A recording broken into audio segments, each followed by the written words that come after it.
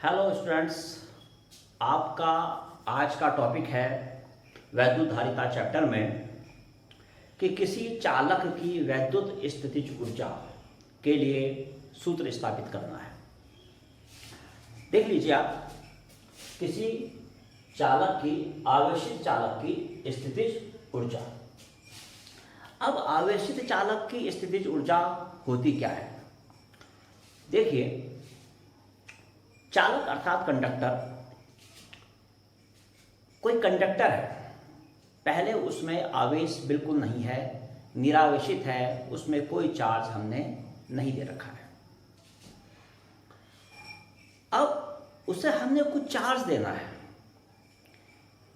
तो उस चार्ज को देने के लिए होता क्या है, पहले आपको ये समझना पड़ेगा।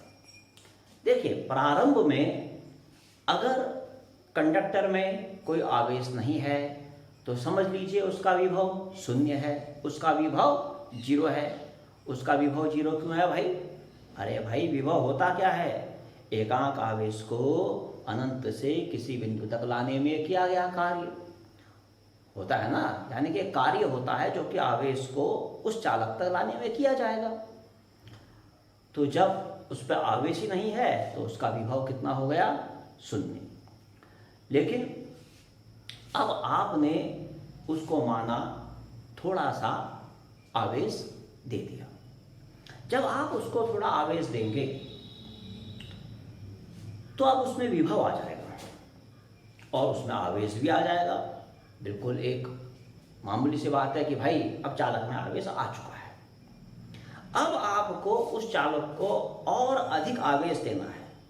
याद रखिए, किसी चालक को सारा आवेश एक साथ नहीं दिया जा सकता। चालक को आवेश छोटे छोटे खंडों में दिया जाता है। तो जब चालक में थोड़ा आवेश आ गया, अब आप उसको और आवेश दे रहे हैं, तो अब वो जो पहले वाला आवेश है जो कि चालक में आ चुका है, वो आने वाले आवेश पर प्रतिकर्षण बल लगाता है और चालक को और अधिक आवेश देने के लिए हमें इसी प्रतिकर्षण बल के विरुद्ध कार्य करना पड़ता है। और जो ये कार्य होता है, यह कार्य चालक में स्थितिज ऊर्जा के रूप में संचित हो जाता है, जो कि चालक की स्थितिज ऊर्जा कहलाती है। इसी के लिए हमको सूत्र स्थापित करना है। तो आपको ये समझना है कि पहले एक छोटा आवेश चालक को दिया जाएगा, ओके, और फिर शेष आवेश चालक को छोटे छोटे खंडों में दिया जाता है। ये इसका प्रोसेस होता है। जब बाद में आवेश दिया जाता है तो पहले वाला आवेश उस बाद के आवेश पर प्रतिकर्षण बल लगाता है। उस प्रतिकर्षण बल के विरुद्ध हमें कार्य करना पड़ता है, जो कि चालक की स्थितिज ऊर्जा कहलाता है। तो देखिए, मैंने यहाँ ये लिखा है आपके लिए, जो मैंने आपको भी समझाया वो सब मैंने यहाँ लिख दिया है, जिससे कि आपको नोट्स बनाने में दिक्कत ना हो बोर्ड की कक्षाओं के लिए। तो चलिए, इतना तो आप उतार देंगे, ये तो वही है जो मैंने आपको समझा दिया है। इसके बाद आगे चलते हैं। अब भाई देखिए, मैंने आपको ये बताया कि चालक को हमने पहले एक सूक्ष्म आवेश दिया। चलो मान लिया हमने चालक को एक सूक्ष्म आवेश Q डैश हमने दे दिया, और Q डैश जब हमने उसको आवेश दिया, उस समय मान लिया उसका विभव V डैश हो जाता है। Okay, simple. जब आप आवेश देंगे तो उसका विभव हो जाएगा कुछ ना कुछ। और माना चालक की धारिता कितनी है?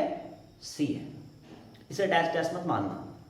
धारिता का मतलब किसी चालक की आवेश को संग्रहित करने की क्षमता। जैसे कि एक बाल्टी होती है, बाल्टी में 20 लीटर पानी आता है, तो उसकी कैपेसिटी यानी कि उसकी धारिता 20 लीटर की है। आपने उसमें कितना पानी डाला, यह आपकी इच्छा है। आपने उसमें 1 लीटर पानी डाला, 2 लीटर पानी डाला, वो तो उसमें आवेश है, लेकिन उसकी क्षमता तो 20 लीटर की है ना। तो धारिता में आपको C डैश नहीं लगाना है। धारिता चालक की सेम रहती है। हाँ, आवेश कितना आपने दिया उस पर डिपेंड करता है, और विभव जितना आप आवेश देंगे उसी हिसाब से उसका विभव हो जाएगा। ओके, तो हम क्या लिखते हैं कि माना चालक की धारिता C है, वह किसी क्षण, ठीक है, चालक को Q डैश आवेश देने पर उसका विभव V डैश हो जाता है। तो अब आप बहुत इजीली इन तीनों में एक रिलेशन आप निकाल सकते हैं। आपको धारिता का फॉर्मूला कल समझा दिया गया है, C = Q अपॉन V आपको समझा दिया गया है। उसी से अब आप यहाँ पर चाहे आप ये लिख लें C = Q dash upon V dash हो जाएगा, तो यहाँ से जनाब V डैश = हो जाएगा आपका Q dash upon C। This is equation number 1।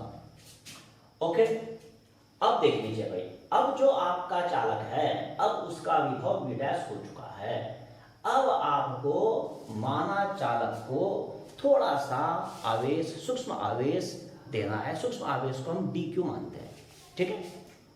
अब इसके बाद की घटना शुरू होती है।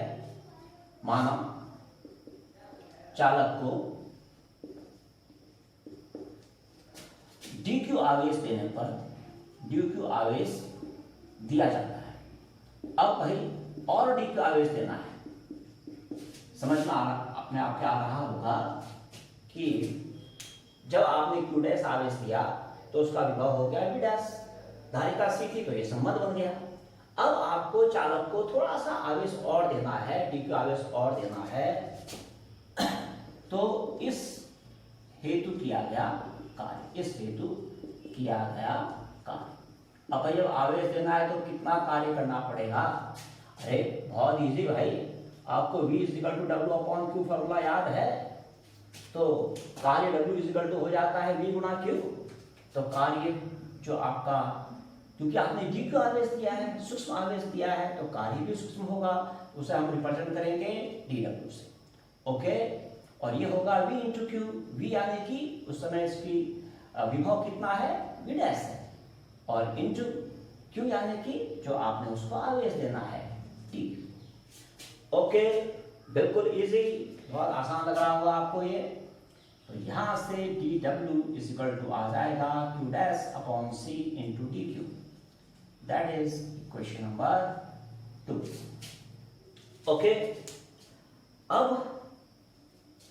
चालक है भाई, चालक को मैंने आपको क्या बताया कि चालक को हमने सूक्ष्म करके थोड़ा करके आवेश देना है। अभी आपने चालक को थोड़ा आवेश dq दिया। अब हम इसकी हेल्प से ये निकाल लेंगे बड़ी इजीली कि अगर हमें चालक को पूरा q आवेश देना है तो इस हेतु कितना काम करना पड़ेगा। ये अब बिल्कुल सिंपल हो जाएगा। इसलिए चालक को q मतलब टोटल आवेश, q आवेश देने में किया कार्य। अब बताइए, अब चालक को q आवेश देने में किया गया टोटल कार्य कितना हो जाएगा? ये अब आपका कहलाएगा W, और ये निकलेगा इसका इंटीग्रेशन करके। आपको पहले भी समझाया है कि अगर सूक्ष्म आवेश देने में निकला हुआ, सूक्ष्म आवेश देने में होने वाला कार्य आपको पता चल जाए तो पूरा आवेश Q देने में किया गया कार्य हम इसी समीकरण का इंटीग्रेशन करके निकाल सकते हैं। बस हमें उचित लिमिट लेनी होती है।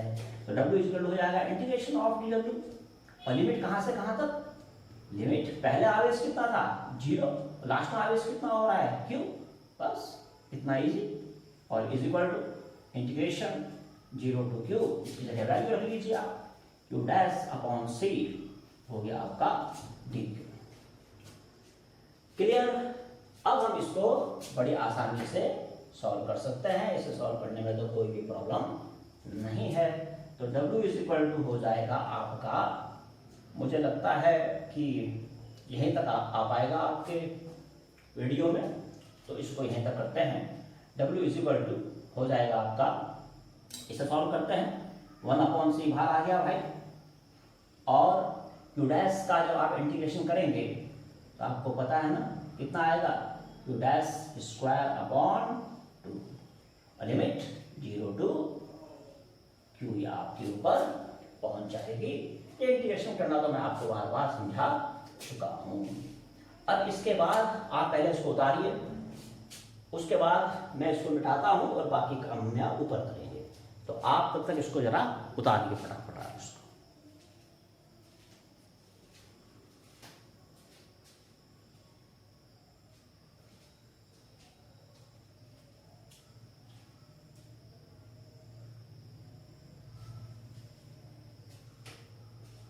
ओके, इतना तो आपने कर दिया।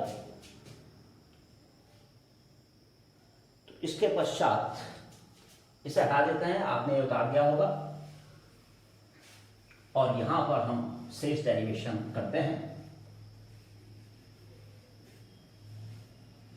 अब देखिए, तो ये कितना आ गया भाई, W is equal to 1/c। आपको मालूम है पहले इसकी जगह q पुट करते हैं और फिर बाद में माइनस करके इसकी जगह 0 पुट करते हैं। ये अब आपको आ चुका होगा।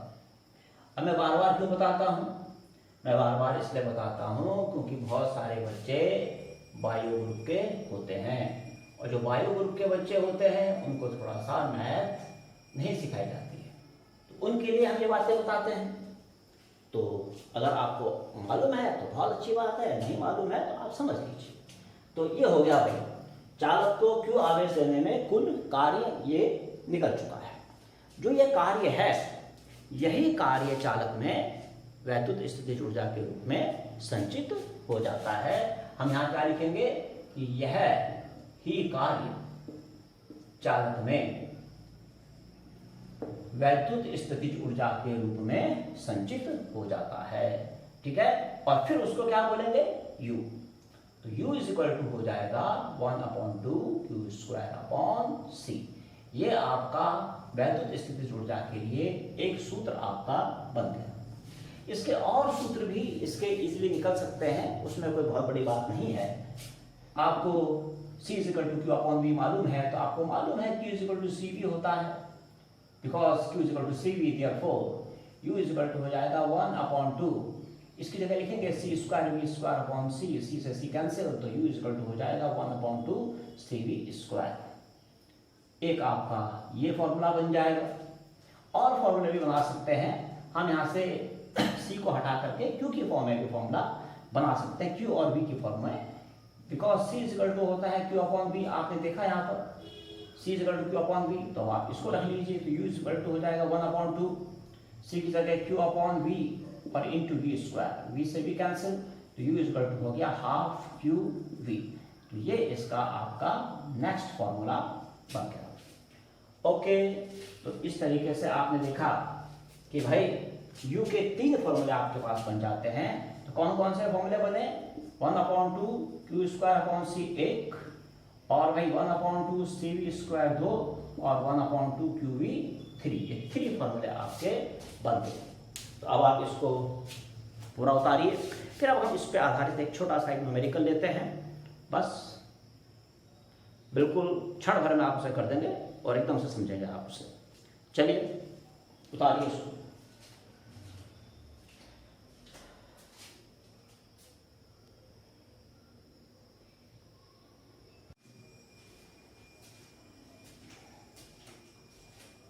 ठीक है, अब हम इसका एक छोटा सा एक न्यूमेरिकल लेते हैं, बहुत आसान न्यूमेरिकल, पढ़ लीजिए आप पहले से। धातु के 9 सेंटीमीटर त्रिज्या वाले गोले को 4 × 10⁻⁶ कूलाम आवेश दिया जाता है। चालक की ऊर्जा ज्ञात कीजिए। ओके, अभी आपने देखा कि चालक की ऊर्जा के कुछ सूत्र आपने याद किए। 1/2 q स्क्वायर अपॉन c आपको मालूम है, 1/2 cv स्क्वायर आपको मालूम है, 1/2 qv आपको मालूम है। 3 सूत्र हैं, जो फॉर्मूला फिट हो जाएगा उसी से चालक की स्थितिज ऊर्जा ज्ञात कर लेंगे। तो देखिए क्या क्या दे रखा है इसमें। सबसे पहले गोले की त्रिज्या आपको r दे रखी है 9 सेंटीमीटर, अर्थात 9 × 10⁻² मीटर।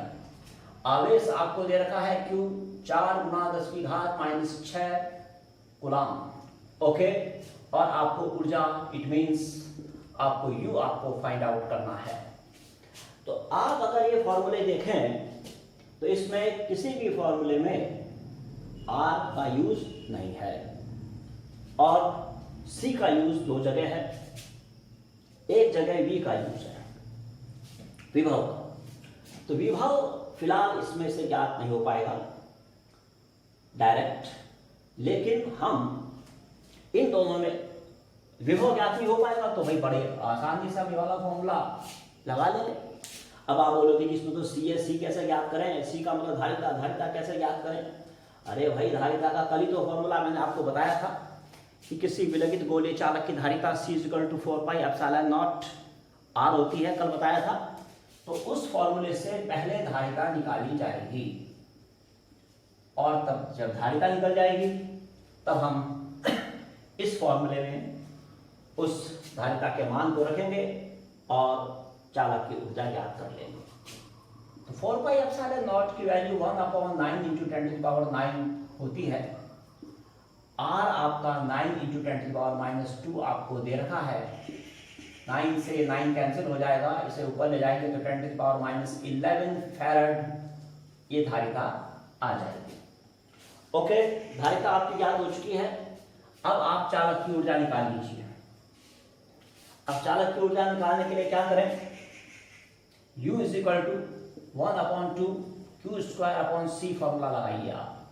1/2 इंटू Q कितना है, 4 × 10⁻⁻6 का होल स्क्वायर और अपॉन C आपको 10⁻11 अभी अभी निकला है।